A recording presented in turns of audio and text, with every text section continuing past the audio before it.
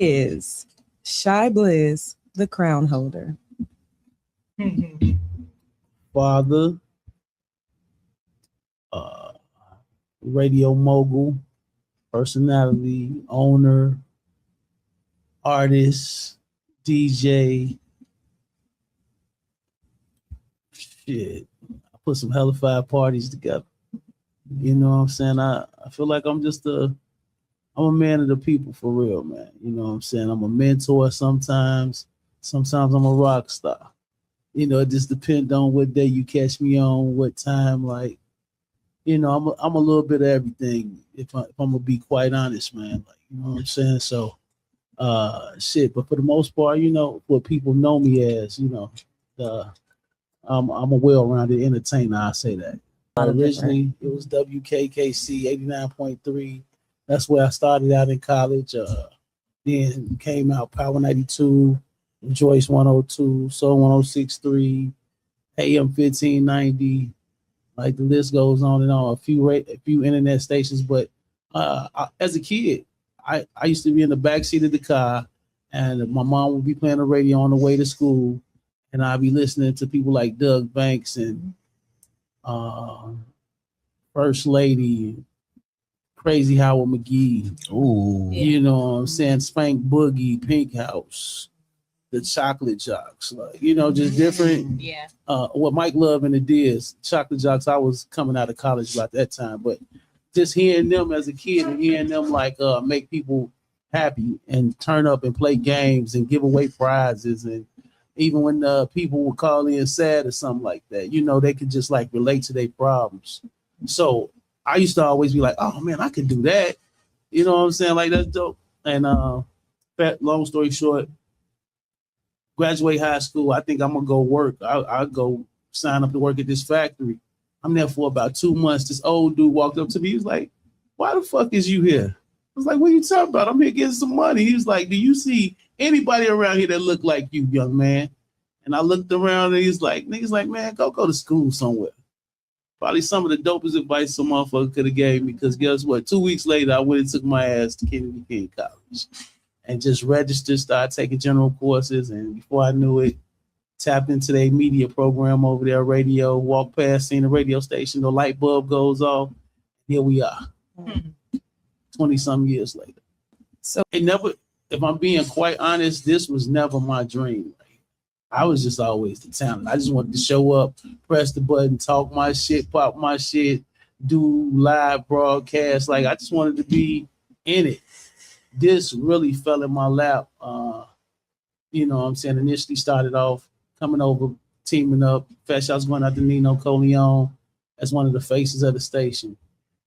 It went from being one of the faces of the station during my hiatus from FM radio to, okay, I became one of the managers.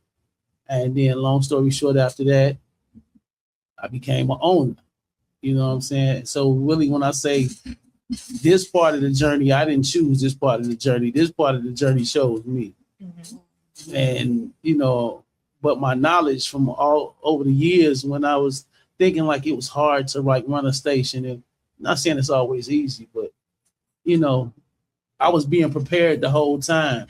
I was programming music on Power 92 and 106, and I didn't really know that I was a programmer.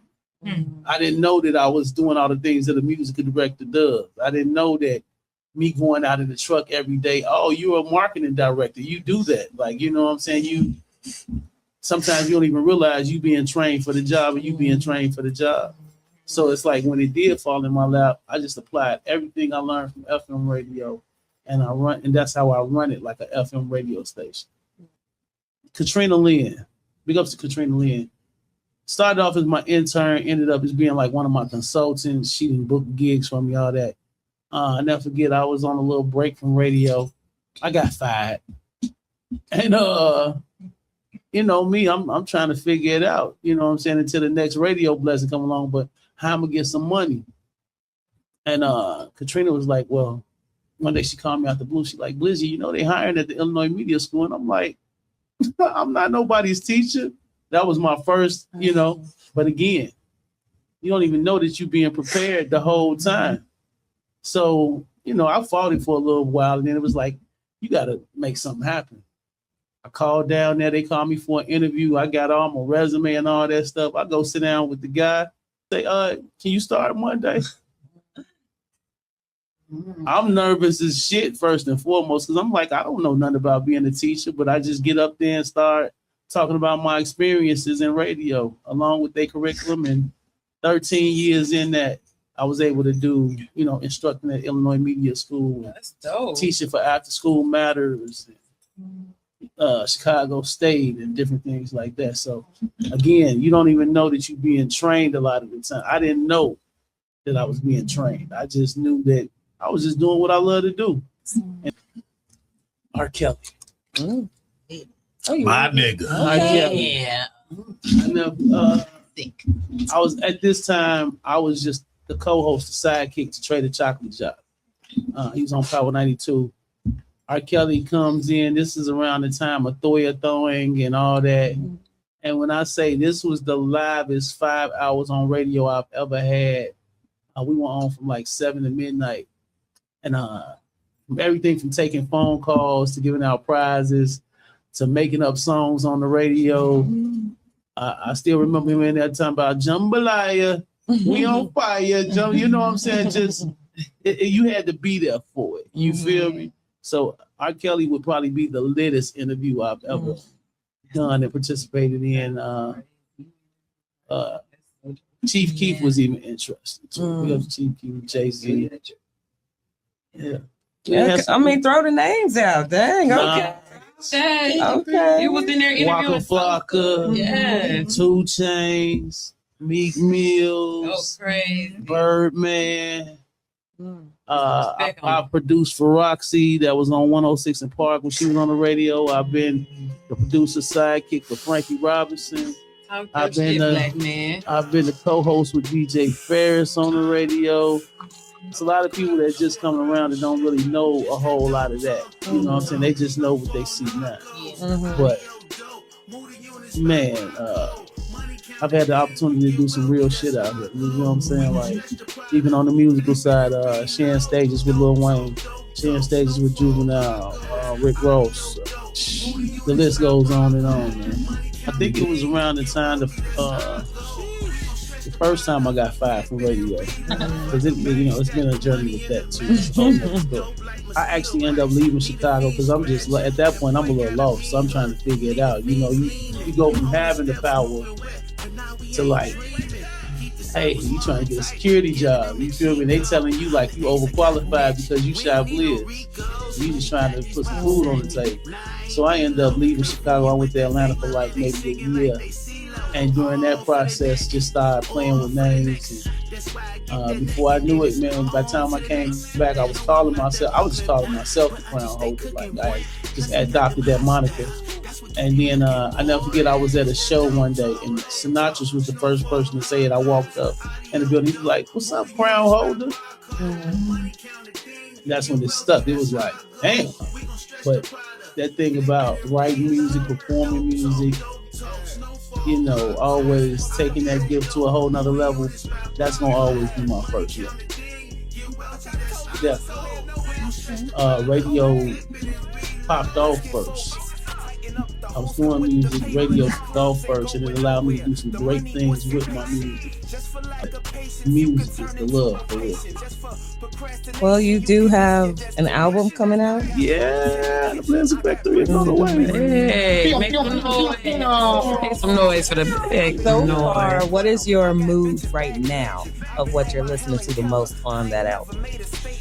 Every day with a different song on my mind, right? So some of the standout songs for me, of course, Snowfall Narcos, Straight Formal with Mia Lamar Creations, and then definitely Son of a Gun, Mia Smooth Wallace and Bad. That song is just different. On Fat Shots going out to, of course, the Dantana, E-Jilla Beats, all the producers that really had a hand in, the Blizzard Factory for real. I'm looking at September. Okay. September. Stretch the product, flip it and reload. Smoking on that pressure, only amount I want is heroin. Turn so many ways, trappers like a cracker barrel. A man that can't say no is a man that gets used. How the fuck they gonna investigate? Stop leaving the clues from the bottom to the top. Hey, I think I'm Esco. I got the Franklins and the Leon. Don't need no L.O.S.O. Lives about my peddling. Oxy cost me Medellin. Trying to run a cocktail about the size of Medellin. If that shit ain't moving, switch your plug, get some better green. Direct to consumer with this music, man, fuck a stream. If that shit ain't moving, switch your plug, get some better green. Direct to consumer with this music, man, fuck a stream. It's that dope talk, snowfall narcos, audio dope, move the units by barcode. Money count a thing, get wealthy, that's our goal. We gon' stretch the product, flip it and reload.